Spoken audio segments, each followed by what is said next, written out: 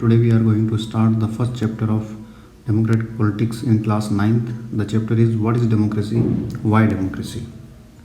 We start the chapter with a simple definition of democracy. Democracy is a form of government in which the rulers are elected by the people.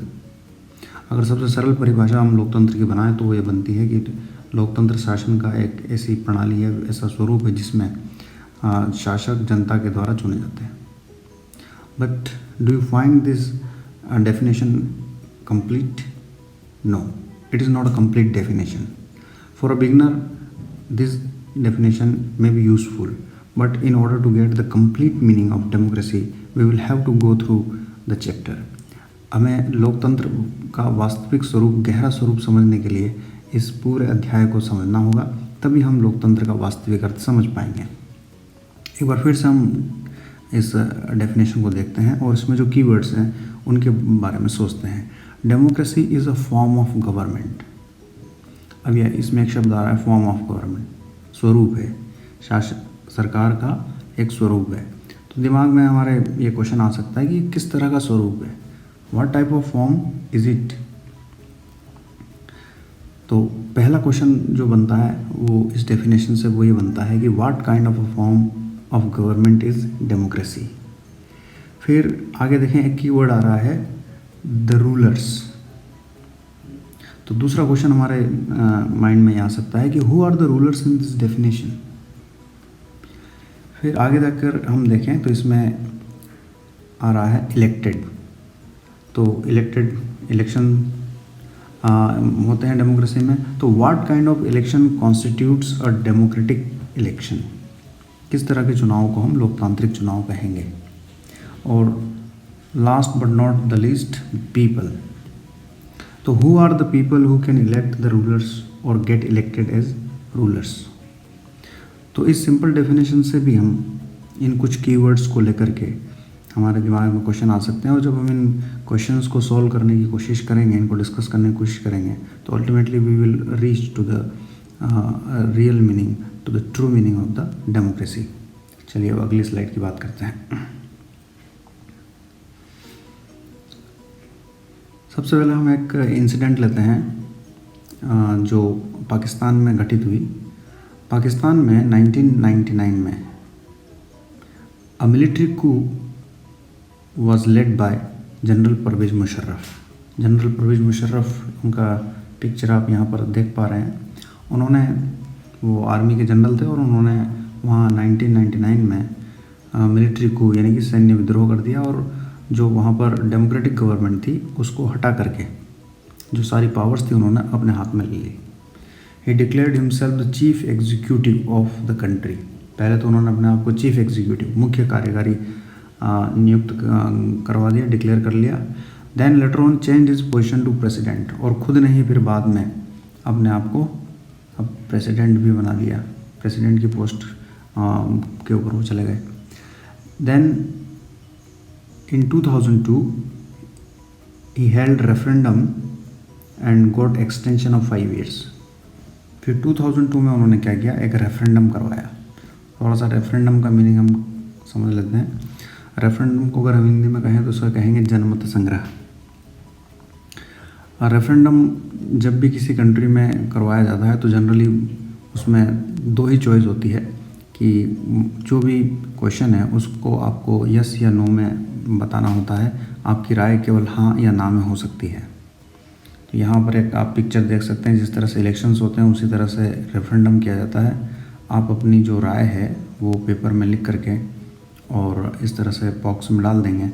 और generally मैंने जैसा कि आपको कहा कि referendum में आपको यस या नो, ये दो टाइप के ही चॉइस होती है. तो उन्होंने जो ये चॉइस उसमें पूछी लोगों से वो ये थी कि क्या मैं एज ए प्रेसिडेंट कंटिन्यू करूं नेक्स्ट टर्म के लिए, 5 इयर्स के लिए. तो ऐसा उस रेफरेंडम का रिज़ल्ट ये बताया जाता है कि लोगों ने ये कहा कि हाँ ठीक है, आप 5 इयर्स के लिए आगे भी कंटिन्यू कर सकते हैं. ऐसा उन्होंने क्यों किया, रेफरेंडम क्यों करवाया. रेफरेंडम इसलिए करवाया क्योंकि कोई भी कंट्री जहाँ पर इस तरह से कोई, जैसे मिलिट्री कू के ज़रिए ये आए थे, इनको जनता ने तो नहीं चुना था, पाकिस्तान की जनता ने. तो एक पूरी दुनिया को दिखाने के लिए कि देखिए नहीं, मैं ज़बरदस्ती से नहीं बना हूँ और मेरा सपोर्ट लोगों का जो है वो मेरे साथ है। तो ज़्यादातर जो कंट्रीज़ डेमोक्रेसी नहीं भी हैं वो भी ये दिखाने की ज़रूर कोशिश करते हैं कि we have the support of people. So in the same manner Pervez Musharraf also tried to show to the world that I have the support of Pakistani people by holding that referendum। लेकिन जो रेफरेंडम का result है उस result को वहाँ के political parties ने accept नहीं किया। वहाँ की पॉलिटिकल पार्टीज़ ने कहा, वहाँ के मीडिया ने भी कहा कि ये जो रेफरेंडम था ये पूरी तरह से फ्रॉड और मैल प्रैक्टिसेस, यानी कि पूरी तरह से इसमें गड़बड़ियाँ की गई थी, धोखाधड़ी की गई थी और जो वोटिंग हुई थी उनके फेवर में वो गलत वोटिंग हुई थी। तो इस तरह से उन्होंने रेफरेंडम करवाया और अपने आप को एक 5 ईयर की जो उनका कार्यकाल है वो उन्होंने बढ़वा लिया। Then in 2002 he passed an order which is called legal framework order. 2002 में उन्होंने एक लीगल फ्रेमवर्क ऑर्डर इशू किया। इसके अंदर जो सबसे बड़ी बात थी वो ये थी कि now the president can dismiss the national and provincial assemblies. अब प्रेसिडेंट के हाथ में पावर आ गई इस ऑर्डर के जारी होने के बाद कि वो जो नेशनल और प्रोविंशियल असेंबलीज हैं उनको डिसमिस यानी कि बर्खास्त कर सकते हैं।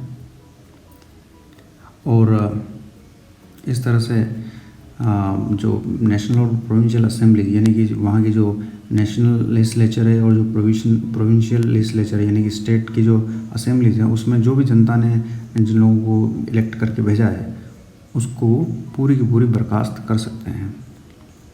फिर इसमें यह भी किया गया लीगल फ्रेमवर्क ऑर्डर में कि the work of the civilian cabinet is to be supervised by a national security council which is dominated by military officers.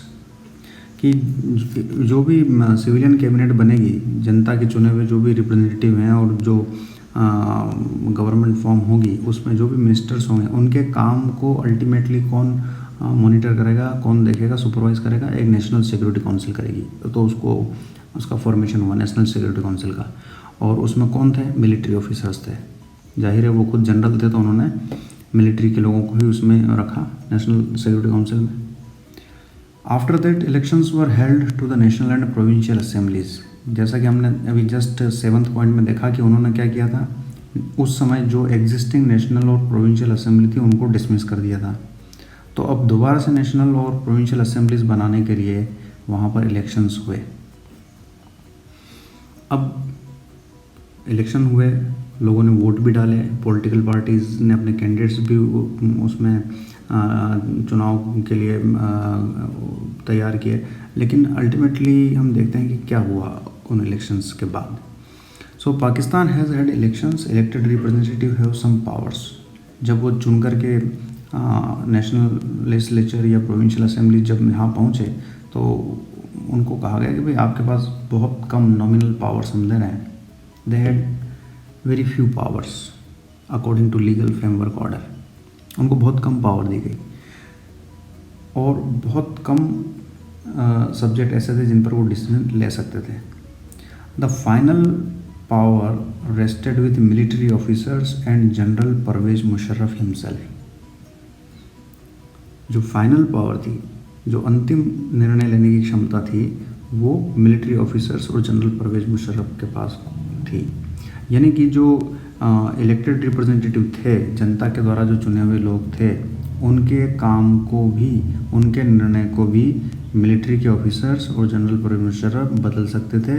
जब तक वहाँ से वो लोग उसे ओके नहीं करते तब तक उस डिसीजन की कोई भी वैलिडिटी नहीं होती, कोई इम्पोर्टेंस नहीं होता। चलिए इसको और थोड़ा सा थोड़ा सा पिक्चर के ज़रिए समझने की कोशिश करते हैं। यहाँ पर आप पाकिस्तान का मैप भी देख सकते हैं।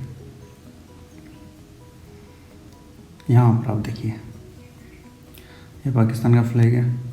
यहाँ मैंने क्वेश्चन डाला हुआ है, can we call it democracy.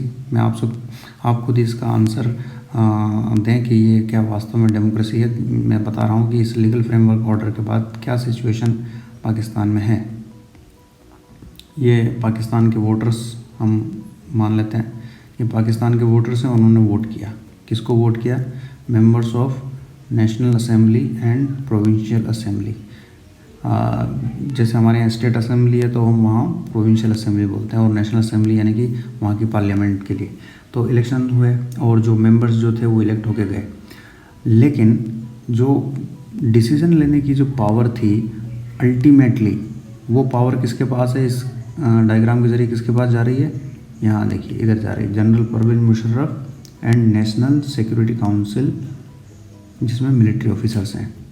यानी कि जो जनता है पाकिस्तान की, उन्होंने अपना रूलर्स चुना है इन लोगों को, लेकिन डिसीजन लेने की पावर है परवेज मुशर्रफ और नेशनल सिक्योरिटी काउंसिल को।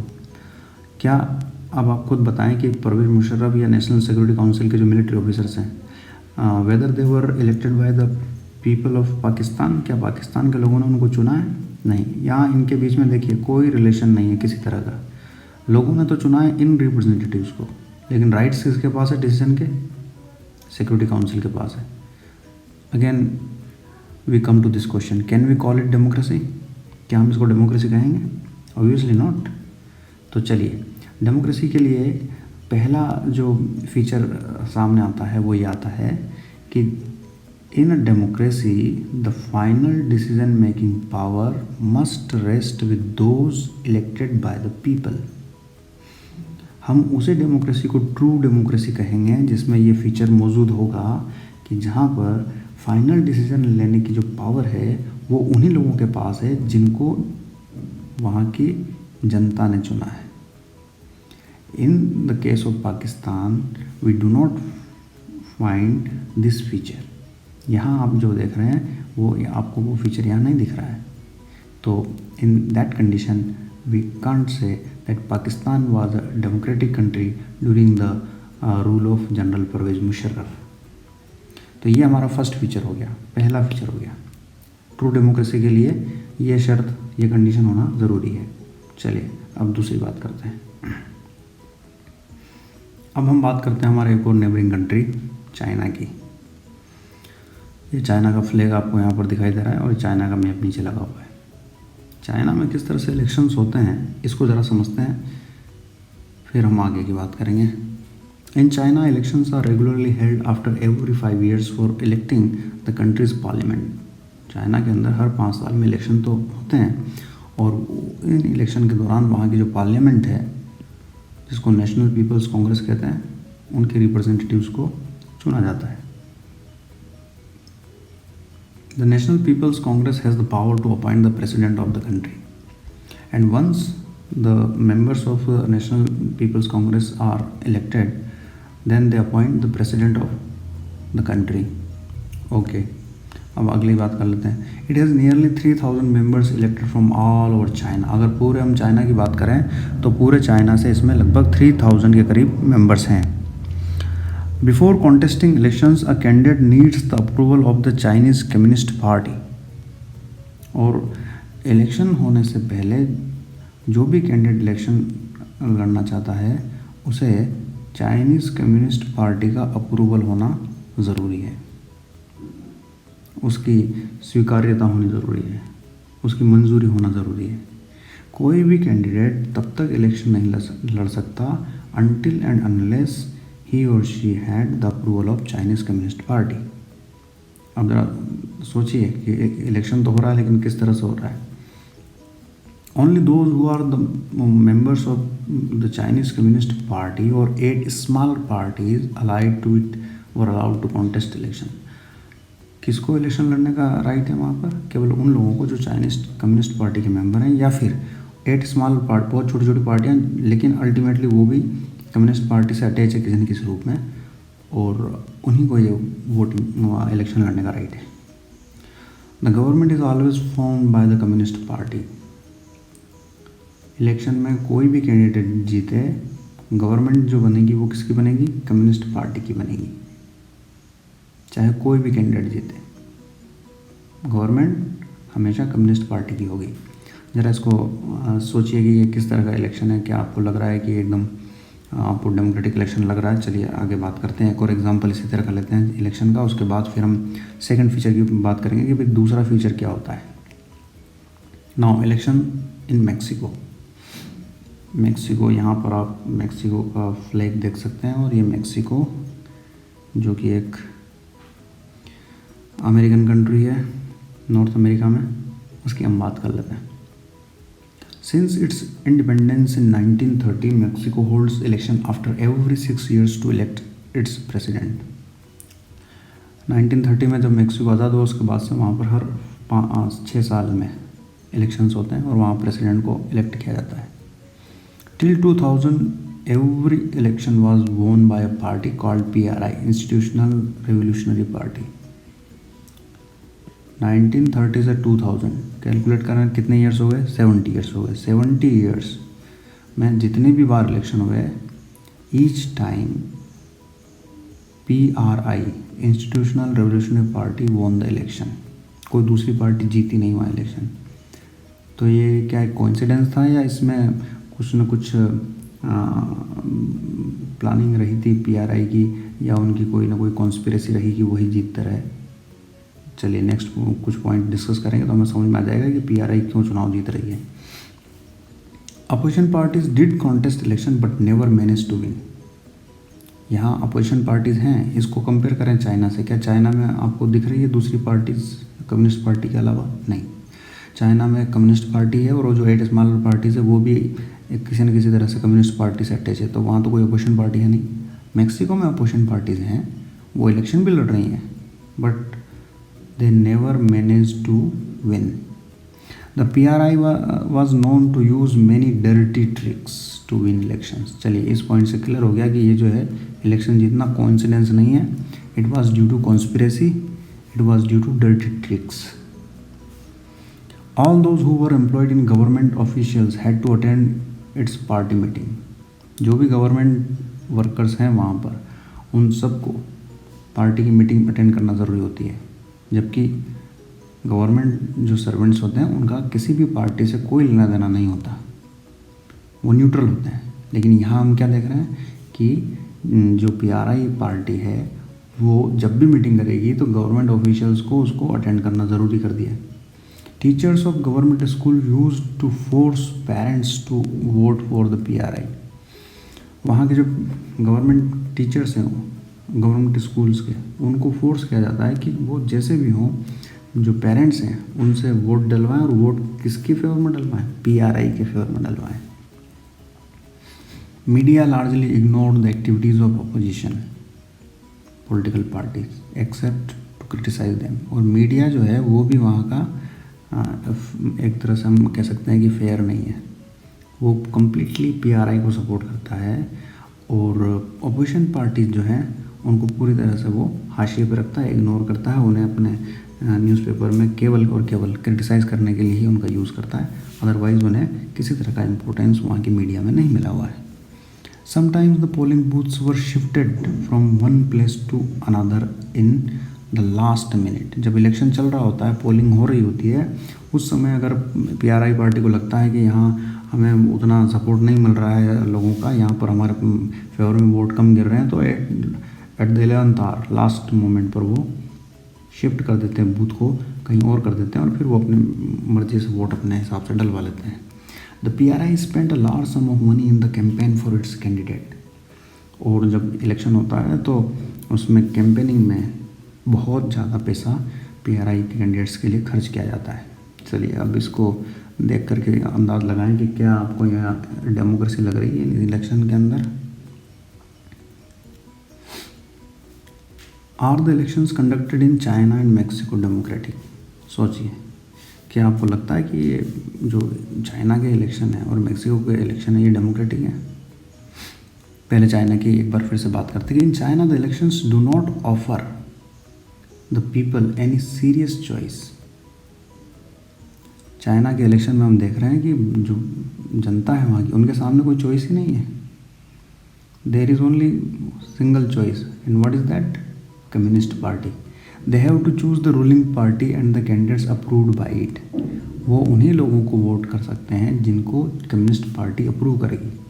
तो फिर क्या ये आपको लगता है कि ये फ्री इलेक्शन है?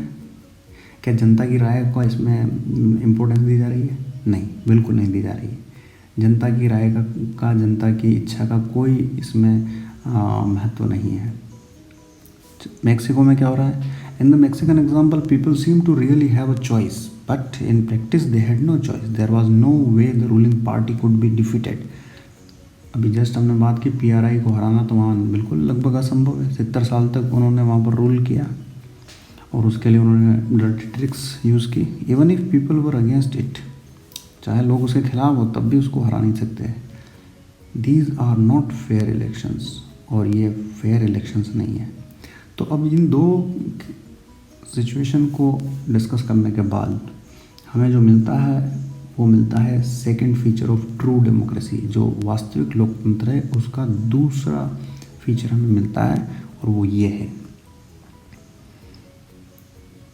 A democracy must be based on a free and fair election where those currently in power have a fair chance of losing। हम उसे ही सच्चा लोकतंत्र कहेंगे जहाँ पर इलेक्शंस फ्री और फेयर होते हैं।